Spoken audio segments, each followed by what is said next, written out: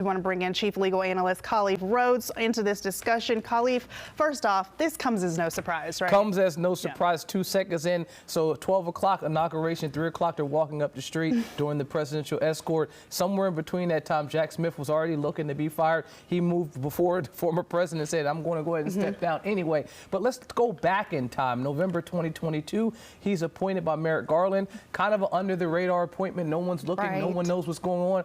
Then June of 2023, bombshells drop, the president is indicted, and everything kind of starts to hit the fan at that moment. Because remember, he was already under the investigation and had the charges in New York, but these were federal indictments.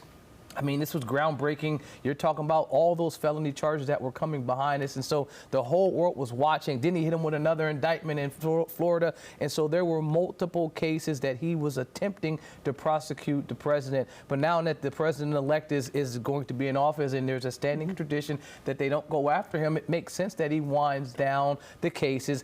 Stepping down before you get removed is a nice move. Yeah, you're going to fire me? No, let me quit first. Okay, well, you're in a position to do that. I mean, you're somebody that's brought in as a special counsel, someone that has a history, someone that's not like their first job. This is something that he's depending on. You brought me in because I have a skill set to be able to do a certain thing, and now that time is up. It's just like Merrick Garland will be looking for a new position as well.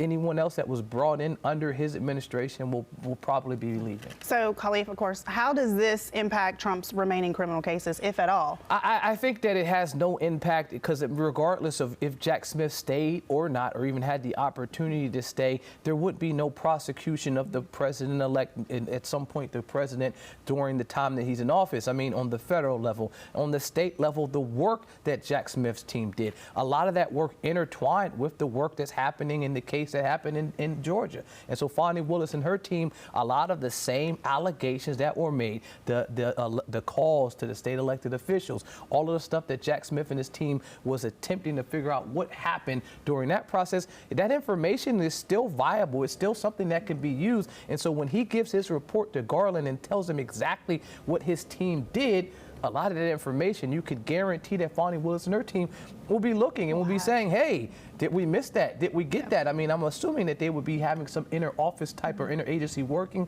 but for sure, with him not being there, all of the eyes now shift to that as being the only case that's outstanding. Yeah, and and he said that he wants to make sure all the documents, information is readily available so that things can keep moving forward. I mean, they've done the work. Now at some point, this case will get heard. It just probably isn't going to be for the next 4, maybe 6 years. Maybe 6 years. Khalif Rhodes, thank you.